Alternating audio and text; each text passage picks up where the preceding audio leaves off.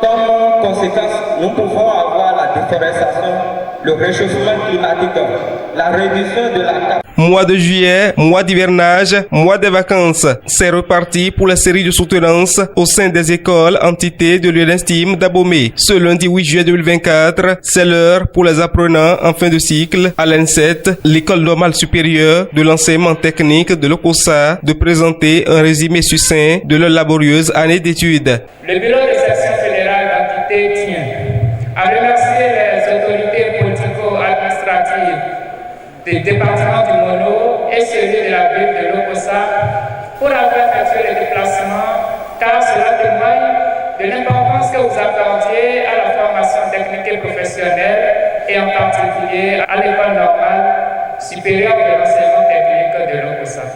À l'endroit des membres de l'administration, en l'occurrence le directeur adjoint, les chefs services, les chefs départements, les professeurs, je tiens à dire au nom des élèves professeurs et celui des lauréats que le travail que vous avez abattu tout au long de l'année ou encore tout au long des 3 ans ne sera pas vain, car nous vous ferons honneur. Nous devons tout faire pour maintenir haut le flambeau et relever le défi qui est de mettre sur le marché des hommes compétents qui ont de la connaissance, du savoir, du savoir-faire et du savoir-être pour former les citoyens d'aujourd'hui et les citoyens du demain pour le développement de cette nation. 325 étudiants en fin de cycle devront dès lors prouver leur habileté et leur créativité sur le marché de l'emploi. C'est ce qui explique la tenue des soutenances des projets techniques et pédagogiques des élèves professeurs adjoints en fin de formation pour l'obtention du brevet d'aptitude au professorat de l'enseignement technique BAPET.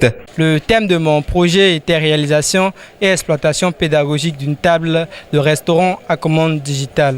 Dans ce cadre, nous avons eu à effectuer 10 semaines de stage à l'hôtel Novotel. Au Richard de Cotonou, c'était le cadre professionnel. Pour faire les PTP, il faut qu'on identifie un problème et qu'on y apporte une solution. Dans mon cas, le problème que j'avais identifié, c'était les problèmes de service, c'est-à-dire les retards de service, les erreurs de commande, tout ce qui est lié au service, au restaurant. On constate que plus l'être humain est impliqué dans quelque chose, plus la marge humaine est grande. Donc nous avons voulu introduire un système informatique pour corriger ces erreurs-là. Nous célébrons aujourd'hui les efforts des uns et des autres.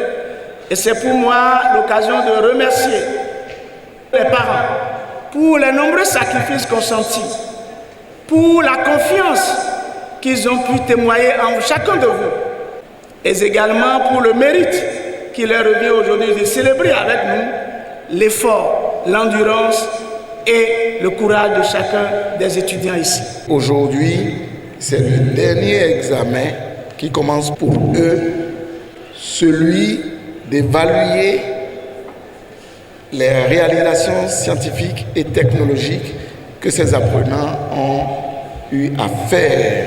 Nous allons déverser 325 sur le marché. Ils ont eu à suivre pendant 3 ans des cours théoriques, de la formation pédagogique, la formation au métier.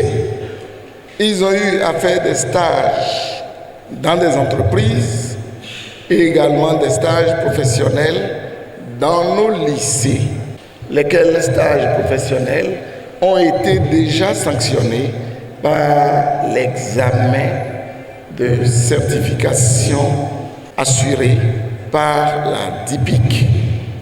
Tout est bien qui finit bien, ces étudiants ont fourni les efforts nécessaires pour sortir leur épingle du jeu. La responsabilité leur incombe alors de défendre les couleurs de l'ENSET et par ricochet celui de l'UNESTIM en milieu professionnel.